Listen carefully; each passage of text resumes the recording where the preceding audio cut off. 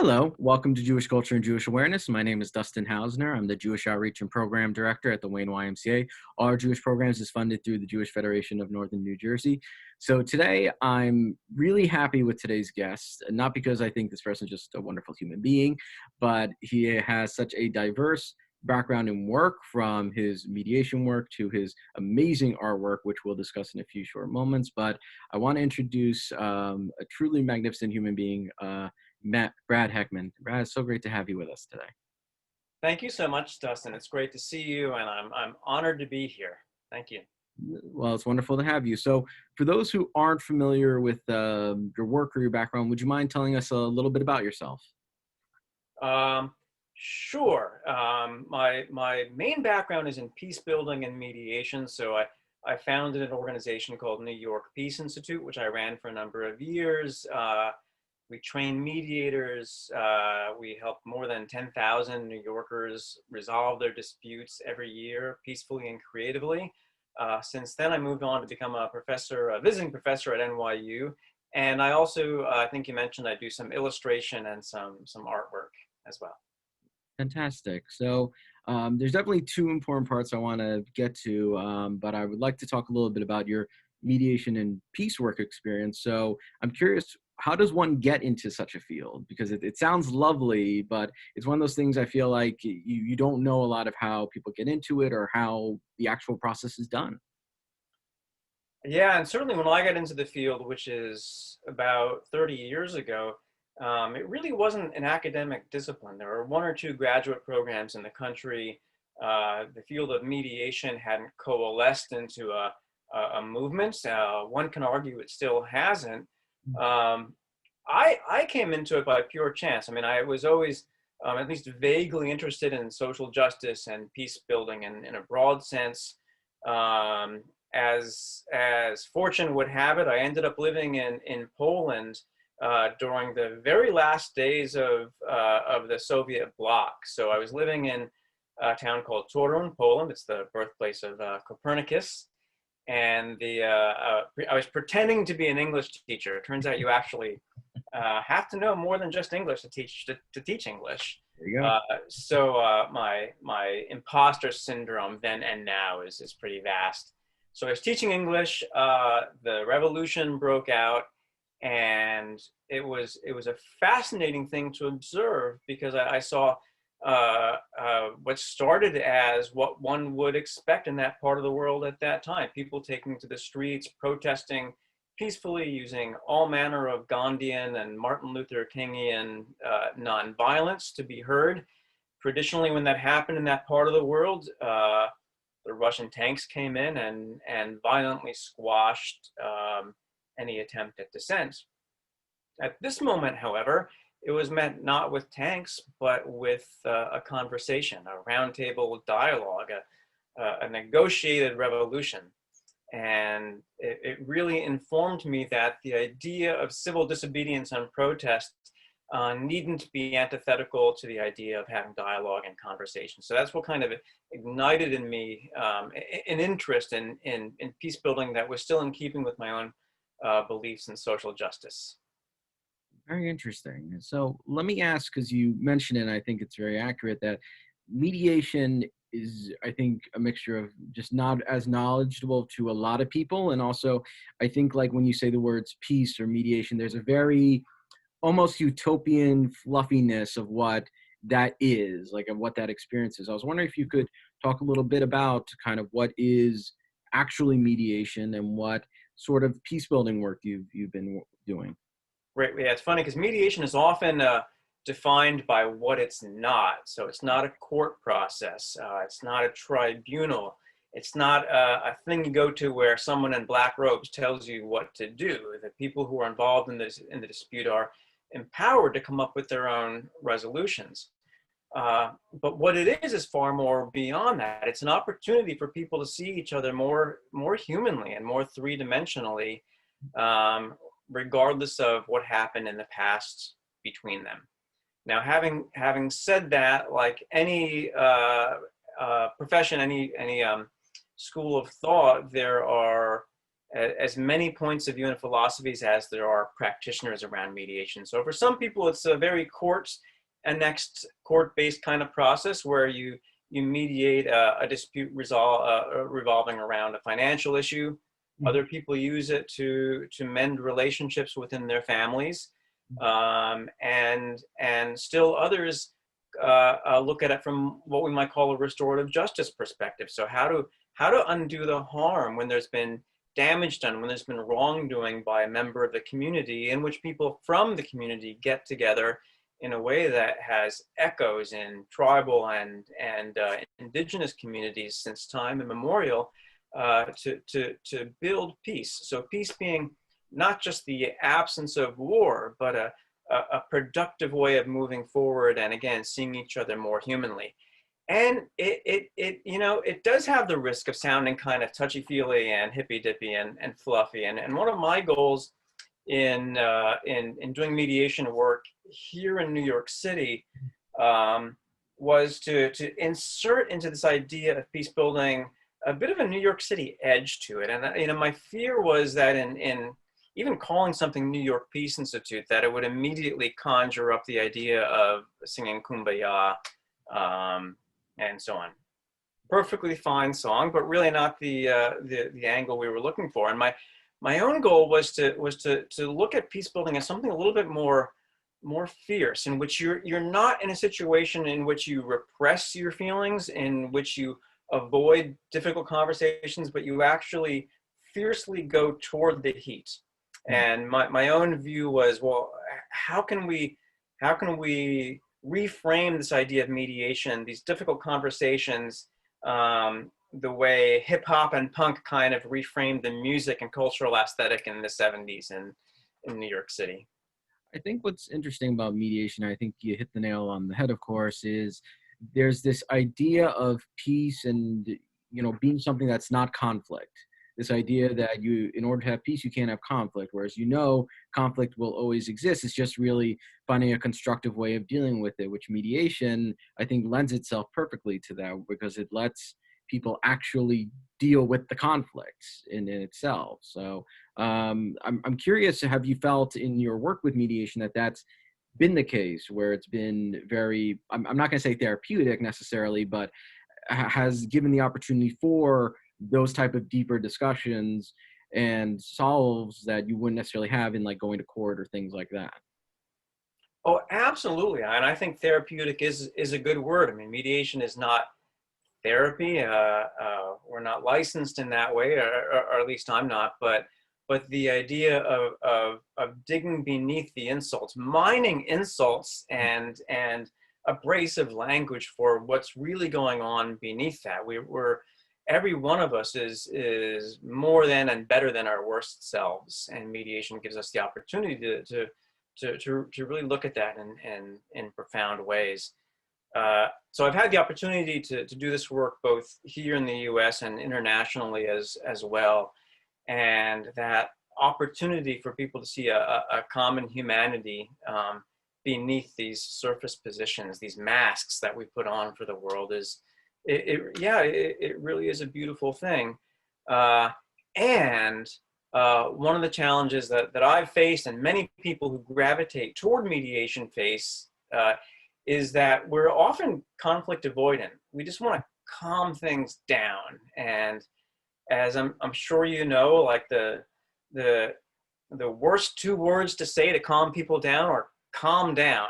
Whereas, we're looking for opportunities for people to use their words, to use their language in a way that expresses how they feel. And then our job as mediators is to help, in some ways, serve as a translator to figure out, oh, what's going on beneath this anger, this emotion, sadness. Would you be able to give a quick example, just because I think, especially when you say kind of like peace work, I think there's an assumption that means, giving food to the hungry, or, clearing up debris, or like doing that kind of that reparative stuff. But there's so much more to what other things peace work can mean and do. I was wondering if you would feel comfortable giving kind of an example of what is peace work. Yeah, well, it's so many things, including all the things that you mentioned. So all the things that one needs to do in a post-war conflict around, let's say, infrastructure repair. You really can't do that unless people are communicating across cultural, linguistic, and other lines. So an example is work that I did before New York Peace Institute and NYU, was working in Central and Eastern Europe to help build bridges between the Roma, commonly known and incorrectly known as gypsies population, and the non-Roma or majority populations. And a bit of the context is that, and this was like in the mid 90s to early 2000s, I was doing this kind of work, and the situation is not so different today. It's absolute segregation. It's analogous to what I imagine the Deep South was in the United States in the Jim Crow era, which is to say that if you're Roma, which is a different ethnic group, but coming originally from India, a nomadic people for many years, if you're Roma and you're a child, you are automatically placed into schools for children with special needs. And that immediately sealed your fate in terms of your ability to have an education and a profession and so on. So this very small minority population in terms of numbers occupied a majority population in incarceration and in psychiatric facilities. And they're physically segregated from the population. So I was unable to go to restaurants or bars or cafes with Roma friends. The segregation was that deep. And there were some efforts underway to find ways to help address some of the material needs that this population was suffering, because like many poor communities, you're going to see an influx of crime and other behaviors that are endemic to people being deprived of a decent way of life. So unfortunately, some of these efforts, one example was copper plumbing was put into previously apartment buildings that previously didn't have functioning water and sanitation systems. Well, this ended up increasing the racism towards this group because the people living there had absolutely no sources of income. So they took the copper plumbing out and sold it for the money that they can get so they could buy food. Oh. So the work that I did with the organization I had then worked for was to find ways to build dialogue between the Roma and the non-Roma community before you can figure out how to fix these material problems, how to get people to at least have a conversation beyond what seemed to be impenetrable cultural walls. So this often meant training the different groups in various communication skills, some of the things that we learned in our course together, helping gain some understanding of some of the cultural differences and similarities between them, and eventually bringing the groups together to foster some dialogue and conversation. And often it started with talking not about the material issues or the problems, but just giving people an opportunity to talk about themselves, their family, to share food together, to do these very basic human things that have been deprived of these groups in the segregated environments they have been living in. It's interesting with peace building, mediation, these type of practices. You know, logically you're taught, okay, here's the problem, let's have the solution, and then then you're good. But what's interesting about the work you're talking about, and again, if I say anything, please let me know. But a lot of it is about openness to what they're bringing to it, not having necessarily a strict agenda, but also open to creative solutions, which is not necessarily like, X goes into X and zero goes. It's much more broad than that, which is very fascinating, I think, in the fields you're talking about. Absolutely. And it really stems from a fundamental belief in human creativity and in unleashing people's creative processes that have often been kind of restricted by what we think is the right solution. And the underpinning of mediation is the idea that people come up with their own ideas and their own solutions rather than having them imposed by by someone else. And it's also, very often we have a realization that many of the assumptions that we make around other people are not grounded in any kind of objective reality. So one of the issues, this certainly came up in working internationally, and this comes up frequently in workplace disputes, is the concept of punctuality. So I was raised to be insanely punctual, which means, which you too? Yeah, well, I'm someone who on time is not on time to me. I'm that person who has to be there early. Otherwise, to me, that's not on time. I'm very strict with that. So I know Yeah. very well.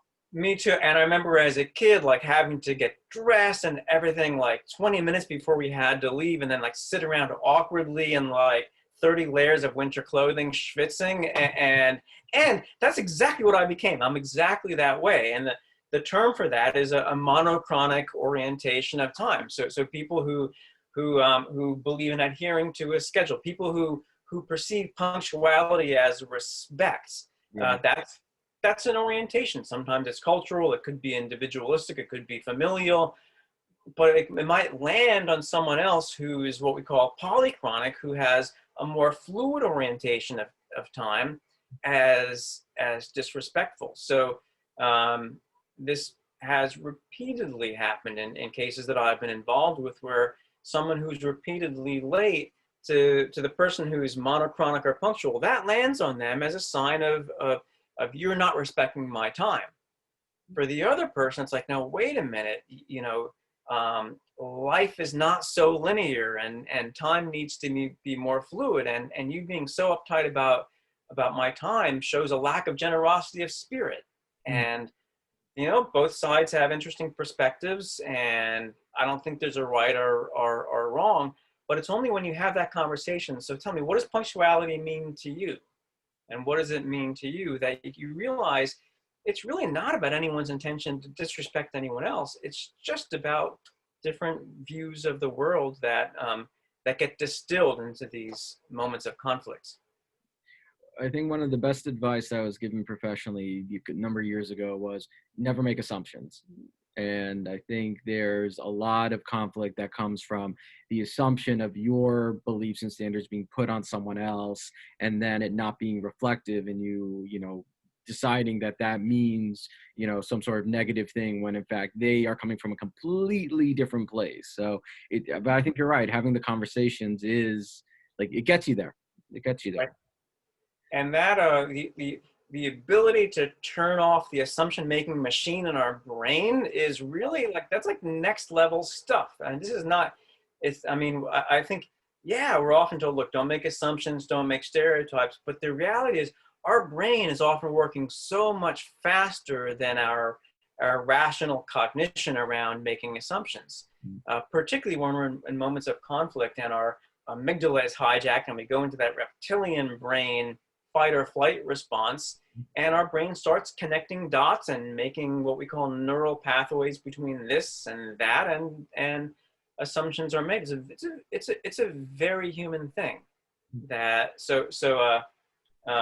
of the things that I tell mediators in training is, trust your instincts, trust your gut, but only to a point, because that which you call a gut feeling about things is simply a collection of your own life experiences and all the neural connections and pathways that have been made as a result of that. And that has probably served you well, but keep in mind, when you're working with someone who you don't know, there's a really good chance that your instinct might be wrong. So for me, a really important attribute of mediation and peace building at large is this willingness to be wrong, this humility, or rather this kind of yin and yang of assertiveness and humility, or assertive humility, as I train it, and yet being prepared and being happy about being wrong. So I mentioned creativity, and obviously as we were talking, we've been illustrating some of those points, but one of the things you do that is a very creative outlet, and is something I personally enjoy, is your amazing illustrations and your art. So I was wondering if you could first explain it a little bit, set the scene for us about what got you interested in doing this, and then I would love to show some examples and talk a little bit more about them. Oh, well, sure. I'm a visual thinker, more or less self-taught artist. I stumble over this phrasing because, again, the imposter syndrome. But I've always liked drawing, and for me, as a teacher, it's a way to shoehorn my hobby into my profession. So I use illustrations and drawings to appeal to different kinds of learning, including visual learning. And around the time of the elections in 2016, I remember finding myself at a lack for words for what was going on, and I'm still lacking the vocabulary to fully express like what we've been through and are going through. So I developed this daily kind of meditative process of doing a portrait every day, at least one, of someone with greater wisdom than I have, and actually like writing down a quote of theirs. And I would often I'd wake up thinking, you know what, I'm really toiling with this theme of forgiveness. Who has better thoughts than I do, which is everybody. And so, so kind of looking up quotes, and then to kind of seal it in my mind, just drawing a picture of that person and writing the quote underneath. So that's it. And I've done probably close to 2,000 of these over the past 4 years or so. And I put them online. My intention was really not to do anything with them other than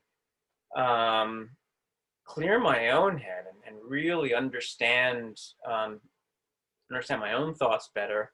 Since I started putting them online, some people started seeing them, so I've had some exhibitions, and they've been published here and there, and certainly beyond my own expectations. They've reached a broader audience than I anticipated, which was just me. I mean, the nice part about them, and I'm going to show 2 examples that I have, and then I know you have actual examples, like the physical ones in front of you, but you cover all sorts of historical figures, all sorts of genres. So it's music, politicians, philosophers, modern people, like Ruth Bader Ginsburg, which I'm going to show in a minute, all the way back to, Gandhi and all these other. So there's no particular, like, there's no one path. Like, it's really whoever has some sort of meaningful wisdom.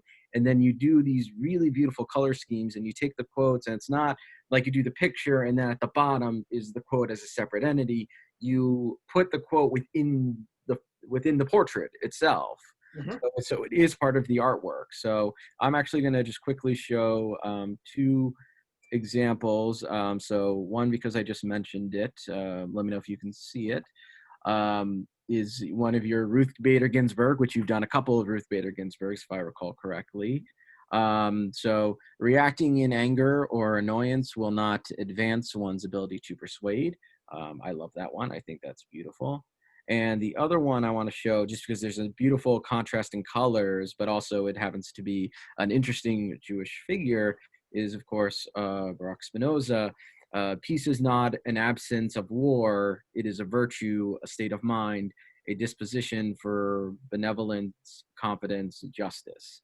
So, I mean, both those quotes are incredibly impactful and meaningful. And I think you have an actual one right near you. I have a couple. Let's see. Hopefully the glare won't cover it too much. It's a portrait of Steve Biko, the South African assassinated freedom fighter. I just posted this the other day online as well. I don't know. Are you able to read it from? Yeah. The most potent weapon in the hands of the oppressor is the mind of the oppressed. Yeah, that's a great quote. Yeah. So and what I've been doing lately during the pandemic is I've been making little stickers of these as well. So I have one here of Joey Ramone. Everybody's screwed up in their own special way. And I've been vandalizing my and other neighborhoods by posting these on lampposts and other places where people put them up. the kids call these slaps. So I've been translating these into just ways to get the words of greater minds than mine out there. It gives me the illusion of far greater literacy than I have. So like, so I find myself being that guy in a conversation saying, was it Balzac who said? I'm like, I have no idea what Balzac said, other than the fact that I looked up his quote and drew his picture. So I have this huge assortment of quotes. That doesn't necessarily mean that I'm fluent in all of their work, but it does avail me to all kinds of different historical and contemporary thinkers and artists, which I'm quite grateful for.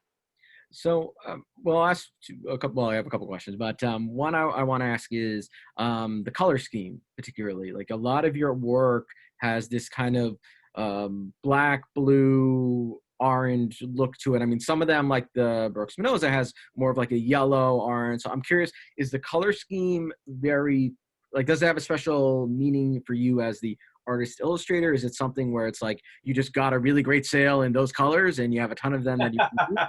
So I'm curious Right. the scheme. Right. Yeah, I buy orange and blue wholesale. So so a couple things. One, I'm partially colorblind, so I'll take your word for everything that you're saying right now.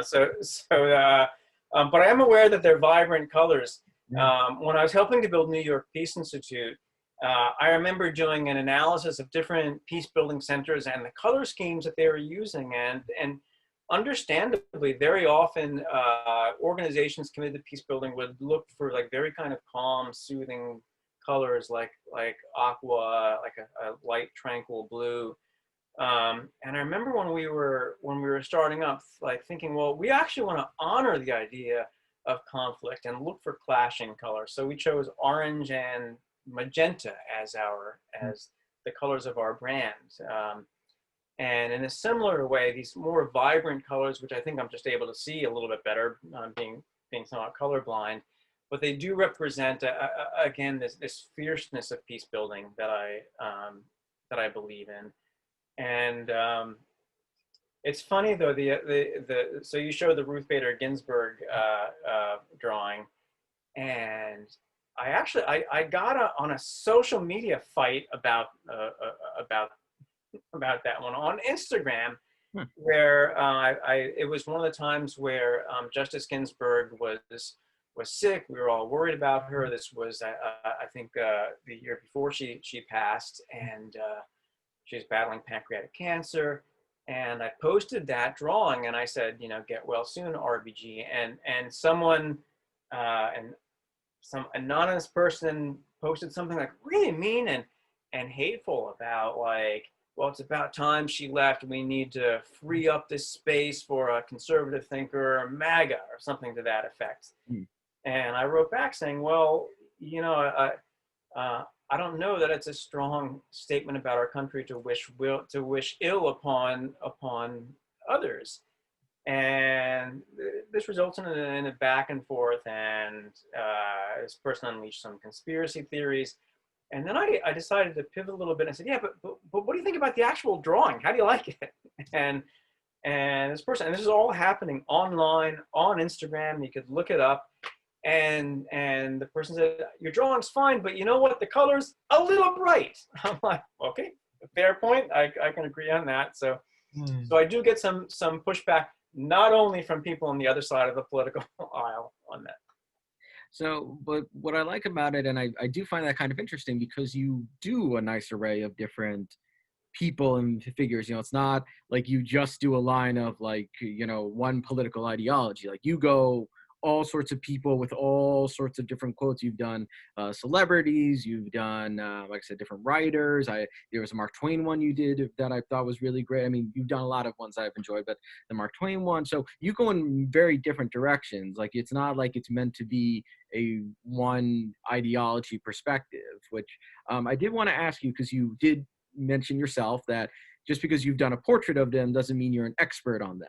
I would be very impressed if you were an expert in all the different figures that you've done so far. But I'm curious, for picking the individuals and picking the quotes, is there, when you do your methodology, is it that you look for the quote and then you happen to find the right figure, or is it something where you find the quote, you learn about kind of the person in a bunch of different quotes, and then you're like, okay, I want to use this person. I think this quote best, hits the mark that I want to make, but also best reflects their own values. I'm curious what that's been. It can go in any number of directions. I can, it could be that I'm listening to Wu-Tang Clan and I want to see if what RZA has to say that might be insightful, or it could be I'm just toiling over something like self-doubt and I'll just Google different quotes. Or lately, what I've been doing, if someone passes away in memoriam, I'll do a drawing of that person. So it can come at me from any number of directions.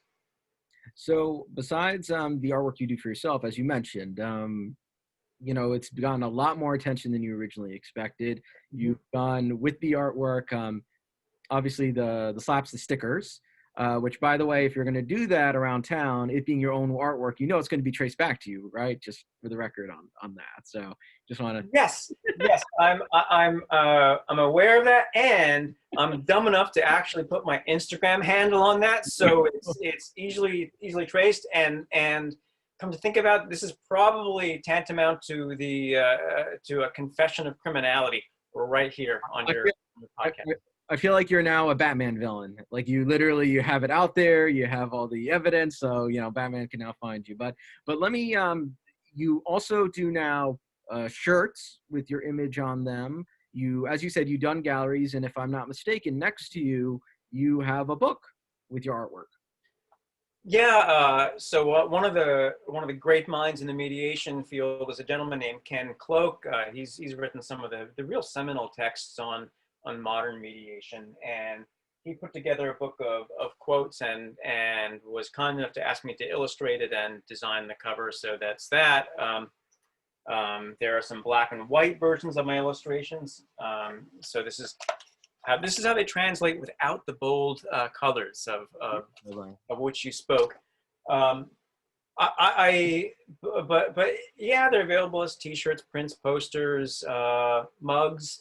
And I started doing that really as a fundraising initiative for different organizations. So Latino Justice approached me and asked me if I would do some portraits for auction on some important Latinx figures. And I did a fundraiser for Black Lives Matter, wherein if you donated $50 or more to Black Lives Matter or other racial justice initiative, I would give you a print of the drawing of your choice. So, I move some units, and sell work on occasion, but I've primarily been doing it to support good and righteous causes. Oh, well, that's wonderful. You certainly walk the walk, to say the least. You don't just preach nonviolence, but you live it in your own way, which I think is fantastic. So let me ask you, as we're getting close to a close, is number one, where can people find you? If people are curious what you're working on or what you're doing, where is the best place for people to find you? Probably Instagram, and my Instagram handle is @Hecksign, so HECKSIGN, Hecksign, and also on certainly Twitter, Facebook, and so on. I'm like the worst entrepreneur ever with this stuff. I don't have a website or a store or anything. So anyone who wants any of this work, it becomes like a discussion over direct messaging. But I would say Instagram, you can see I post probably 5 or 6 portraits or other of my works every day for people to look at. And again, it's as much a meditative process for me as it is an attempt for me to show my art to the world.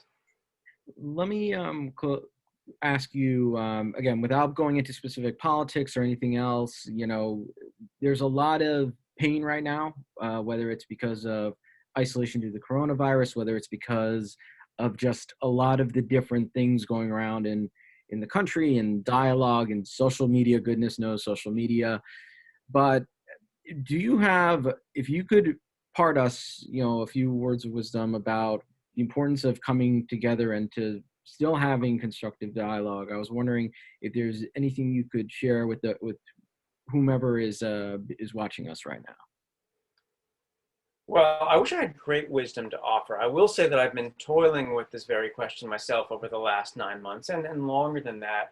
As I think you know, Dustin, I spent several years training New York City police officers in peace building and mediation skills, and seeing what's been happening in New York City and beyond. We're living in troubled times. One of the things that keeps coming back to me is the experience that we started the conversation about, which was bearing witness to a revolution in Poland. That when you're in a particular phase of upheaval or social change or injustice, that one of the first things to go is nuance, that we tend to see things in a very binary way. And that might be expressed as all cops are bastards, and that may be a legitimate feeling.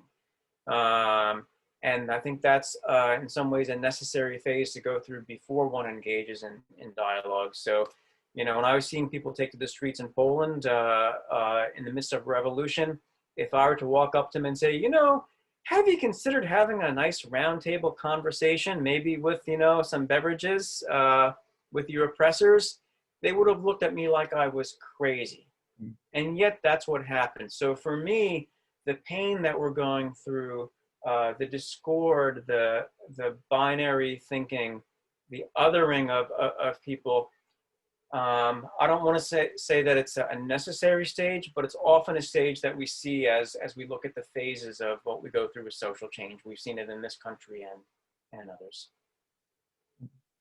No, but I think that's very important. And but in very different regards, we've had this issue come up in different conversations of the idea of, seeing people through past the lens of they are my enemy. And this is kind of the caricature that I've created of them, and how to engage with the common humanity there. It's a very challenging thing. It's very difficult, but it's very necessary. It is. So, I want to thank you very much for taking the time to not only talk to us about wonderful work with mediation and peace, but obviously your wonderful illustrations and artwork. And I always enjoy talking to you because I always learn something. So it's always a great pleasure for me.